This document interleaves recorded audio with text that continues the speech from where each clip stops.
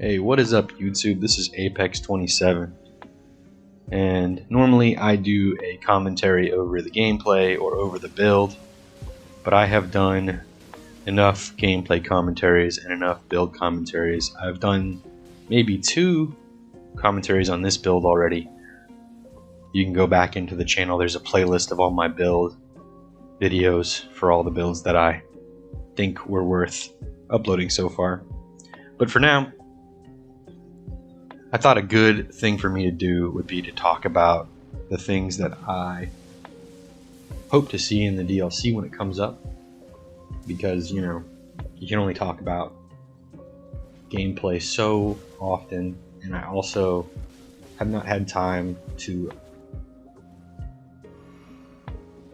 gain new clips. Been very busy at work, but I do want to keep this channel going, so because we're picking up steam a little bit here on this channel. So anyway, first on the list is Rot, Madness, and Sleep weapons. If you are familiar with any of my old builds from Dark Souls 1, you would know that I had a character that used the Great Lord Gravesword. And I actually tried to recreate that build here on Elden Ring with any of the weapons that use rot or poison. And eventually, after lots of painstaking attempts, I finally settled on the Serpent Bone Blade as my weapon for that build. And then I converted that build into the Ninja build. It was originally just called the Rot Scavenger, then the Rot Ronin, and then now just straight up Ninja build mixed with my old Huntsman build. And the reason that I'm bringing that up is because the Gravelord Greatsword was a toxic build-up weapon that had a really unique moveset that people just were not ready for. It was a curved greatsword, and most of the time I could catch people off with the jump attack, the heavy attack. Just the timing of the R1s was a little bit weird. The backstep attack was great, and then ultimately that entire time you're building up toxic buildup, and it's just a great weapon to deal with gank squads. I would love to see something in the DLC reminiscent of that, more reminiscent of that than the Serpent Bone Blade, because the Serpent Bone Blade isn't exactly the most unique moveset. And the rot buildup or the poison buildup on it is good, but it's just not the same as toxic. I would like a Scarlet Rot weapon, because that's more like toxic, and it just probably would look cooler. Something you might know about as far as rot and sleep go is that there is a cut weapon in Elden Ring, cut content. I don't remember what it's called, but it's Miquella and Melania's twin blade. And I think it'd be really cool if that weapon did sleep and rot, even if it was like kind of low build up for both. I think it'd be pretty cool. It'd probably be a little OP, but I think that would be an awesome weapon. As far as Madness goes, I would just like maybe like a straight sword or a curved sword, or just something different than Vike's spear and the shield, the fingerprint shield. Something else to give people more variety with Madness builds, because Vike's spear is pretty boring in my opinion as a weapon for Madness. And in my opinion, a Madness build with Vike's spear on it is just a Vike's spear build. There's almost no reason to really throw the incantations out. And if you do, that's fine and all, good on you, but most people just end up spamming Vike's spear. Anyway, I'm actually covering a lot more time than I thought I would. The second thing I thought would be cool to see in the DLCs would be more water-based incantations or sorceries. We have the claim and sorceries, which are bubbles, right? We have all kinds of earth-based, rock-based incantations and sorceries. We have all kinds of fire incantations, sorceries, weapon arts. We have wind-based, air-based, weapon arts, incantations, and sorceries, why can't we have more water-based? Especially since not only are the Claymen clearly using the sorcery, the bubble sorceries, and the Workle Toot Toot boys are using bubbles for the weapon arts, but there's a guy called the Flowing Swordsman or something like that, with flowing water swords and crap like that. I don't see why we can't have more water-based incantations and sorceries. I think that'd be great. Complete the 4 elements. Let us make our avatar builds. I think that'd be really cool. And speaking of the Clayman, the third thing I think would be really cool would be advanced Clayman enemies. Because if you look back in the lore, the Claymen were priests of the ancient dynasty. I don't know exactly where it says that, but it does say that in one of the item descriptions. And I think it would be cool if we got some kind of like Clayman monk advanced enemies that were way faster and casting cooler water-based Clayman sorceries and had better Clayman weapons than just the Clayman harpoon. I think that'd be really awesome, and it'd be a great subversion of the current Clayman in the DLC, and something that would catch us off guard at first. Fourth thing I'm thinking about that would be really awesome is more AOK dancing weapons. Right now we have the 2 AOK dancing swords, the Great Sword and the Straight Sword. I think there's a lot of potential there for other weapons and more advanced, cool looking, flowy movesets. It's just such a cool idea, and I'm amazed they were able to get it to work.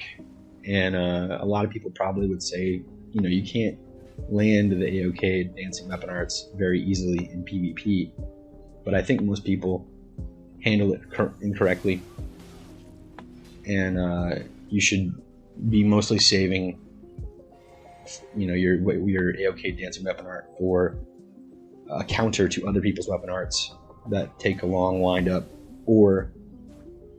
and also you should be watching out for jumping attacks. If you notice your enemy is jumping attack heavy, don't use your weapon art for the AOK dancing weapon arts. Anyway, fifth thing, I really think it'd be cool. We always get an Artorias style enemy in the DLCs. In all the DLCs so far, we've had somewhat of an Artorias style corrupted, former glory character. And I think, some good candidates are the Blind Swordsman that taught Melania. Godwin is obviously a really cool candidate for that. And Mikola could even be a pretty awesome candidate.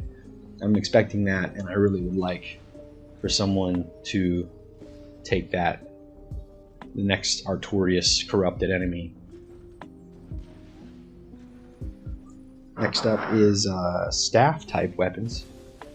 Literally all they would have to do to give us a cool staff is skin a twin blade as a staff, make it do bludgeoning damage, give it bludgeoning sound effects instead of slicing, and call it a day. They could put a cool weapon art on it that's unique, and then like flurry of blows or something from D&D, just like a really fast, more so than what's that?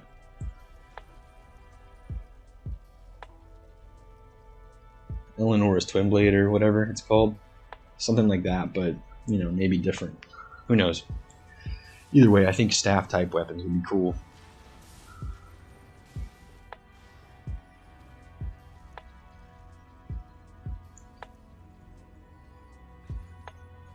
Another thing I would really like to see is more perfume bottle items. I don't really know what they can do with perfume bottle items. I really like the Spark Aromatic. I think the other aromatic perfume items are cool and can be useful in certain situations, but it would be awesome if they brought in a different type. I think they could really widen PvP with some kind of new perfume item. Maybe a Deathblight perfume item, or a intelligence perfume item with galaxy explosions or something. I don't know. Just anything to flavor it and give different builds access to something similar to the Spark Aromatic, because the Spark Aromatic scales off of Dex, And if you don't have a lot of decks, or if you're just high level, you know, it's not as effective. So it'd be cool if we just got some different perfume bottle items. Another thing I would like to see, and the actual last thing I have listed here, are Covenant style items. Maybe bring back Covenants in the DLC, just have some ones that are exclusive to the DLC. Obviously, it wouldn't be something that they could put back into the base game. They might be able to just throw stuff into the base game. They've thrown things into the base game before for DLC, like in Bloodborne, they literally put a Covenant. They've done that before, actually. I can't remember what they're called, but they hunted vermin. If you played Bloodborne, you'd know what I'm talking about. In the woods area, they just plopped an NPC in the base game after the DLC came out, and you don't even have to enter the DLC to meet him. So maybe they could do something like that and just kind of bring back Covenants, because obviously this game needs to be given some sort of spice variety for PvP, and Covenants would be a perfect way to do that. Maybe do something like with Mogwin's, with Mog's rune that you get after killing him, where you can pop it in invasions to give enemies around you a buff, a damage buff, and maybe it buffs other things too, but I know it for sure buffs damage. Give us something like that, where, you know, new enemies, new bosses in the DLC give us a rune that we can crush and do something cool, or just doesn't even have to be a buff for enemies, it could be something else. That's all I had listed for what I would want to see in the DLC.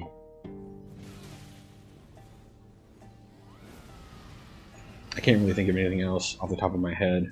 I actually thought it would take me longer to get through this list. That's too bad. I guess you can just finish watching this clip if you want to. It's kind of an interesting clip in my opinion. That's why I uploaded it. These guys have semi-interesting builds, and it is a situation where they are 2v1ing me, and we are not really near any enemies that I can use. At least not at first. And I'm putting up a good fight, I feel like, but they are just fighting in a way that makes it so that I can't ever really take them on both at the same time and kill them together. And the host is being pretty passive, I would say. So I end up having to use a last-ditch effort here. And I believe I'm actually about to go do that right now. If you played the game, if you're familiar with it, you probably have an idea of what I'm about to go do. And it's going to allow me to free up for the 1v1. If you have made it this far into the video, and you have DLC hopes for a wish list that you have, go ahead and post it in the comments. I would love to hear what you guys want for a DLC. Maybe something I didn't think up. I think there's a lot of potential in this game, more so than ever, for possible DLCs. They could make 6 or 7, 8 different DLCs if they really wanted to, and they would not run out of content. It would be massive each time, and they would still be able to continue supplying us with new stuff, new weapons, new armor, new NPCs, new items that aren't weapons or armor. And it would just be amazing. I don't think they're going to do that. We might get lucky with like a Dark Souls 2 situation where we get 3 or 4 DLCs. I think they had 3 for Dark Souls 2.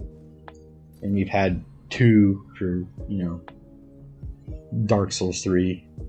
The Old Hunters DLC for Bloodborne was supposed to be 2 DLCs, but they combined it into 1 for whatever reason. So there's definitely DLC on the way, though. They have confirmed that they're working on more stuff for Elden Ring. So hopefully that happens soon. We get the announcement. Regardless, I'm going to leave you guys with this last minute of the clip. Thanks for watching. Leave a like, subscribe, you know, all the good stuff. I'm going to keep uploading. Try to stay consistent, at least 1 video a week. And, you know, this has been Apex 27. Adios for now.